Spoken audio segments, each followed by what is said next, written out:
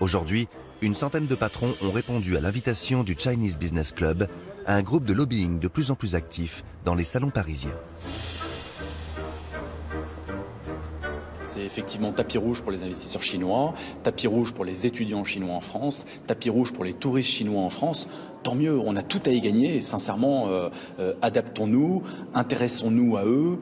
Il y a deux solutions, hein. C'est soit des entreprises font faillite, soit on a la chance d'avoir des investisseurs étrangers, qu'ils soient chinois ou autres, qui s'intéressent à nous et qui disent moi chinois, j'y crois, donc je vais investir. Attendez, c'est extraordinaire. J'ai entendu votre président, il a raison, il a développé un certain nombre de sujets. Pékin a trouvé un ambassadeur de premier plan.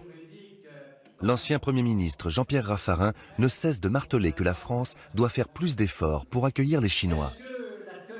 En 2014, elle n'était que la 6e destination de leurs investissements en Europe. Est-ce qu'on peut dire aujourd'hui qu'on peut être satisfait de la manière dont ces investissements se passent? On peut s'attendre à ce qu'il y ait à peu près 100 milliards de dollars d'investis par an, par an.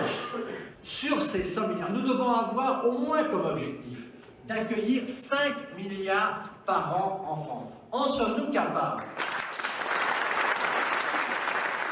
Le meilleur ami des Chinois sait très bien faire passer leur message. Merci, Monsieur le Premier ministre. Mieux vaut s'associer à un géant économique que s'y opposer.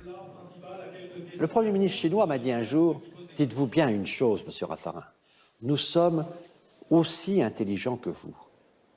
Mais en plus, on travaille un peu plus que vous. Donc on vous rattrape et on vous rattrapera. Alors vous pouvez garder vos secrets, mais de toute façon, on les découvrira.